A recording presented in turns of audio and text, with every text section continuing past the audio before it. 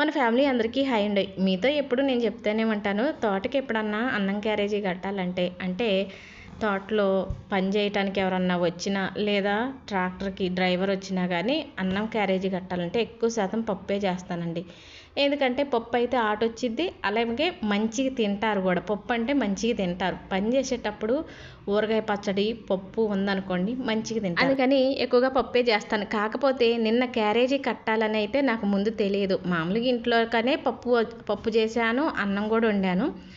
1 గంట ఆ టైంలో మా వారు తోట నుండి ఫోన్ చేశారనమాట. ముగ్గురు మనుషులకి క్యారేజీ కట్టమని ఫోన్ చేశారు. అదేంటి పొద్దున అసలు చెప్పనే లేదు. ఇప్పుడు ముగ్గురు ఎవరంటే డ్రైవర్ వచ్చిండు, అనుకోకుండా ఇప్పటికిప్పుడు అనుకొని డ్రైవర్ని రమ్మన్న. డ్రైవర్ వచ్చిండు, డ్రైవర్తో పాటు ఇంకో పిల్లోడు కూడా వచ్చిండు. నేను కూడా ఇక్కడే అన్నం తింటాను, ముగ్గురికి అన్నం కట్టమని చెప్పారండి. మరి నాకు తెలియదు కదా ఇలా అన్నం కట్టాలని.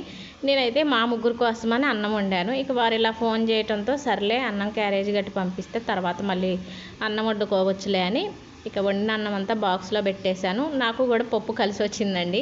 ఇంట్లో కానీ పప్పు చేశాను కదా, వాళ్ళకి పంపించడానికి పప్పు అయితే కలిసి వచ్చింది. ఇక పప్పు ఏమో క్యారేజీ గిన్నెలకి రెండిట్లో వేశాను. అలాగే ఊరగాయ పచ్చడి అన్నం పెట్టేశానండి. పెరుగు అయితే లేదని ముందే వారికి చెప్పాను. ఇక వారు అన్నారు కదా బయట షాపుల్లో తీసుకుంటాలే పెరుగు ప్యాకెట్లు అని చెప్పారు. ఇక అన్నం, పప్పు, మంచినీళ్ళు, పచ్చడి అన్నీ సంచిలో పెట్టి మా వారికి ఇచ్చాను. మా వారు తోటలోకి తీసుకొని వెళ్ళిపోయారు.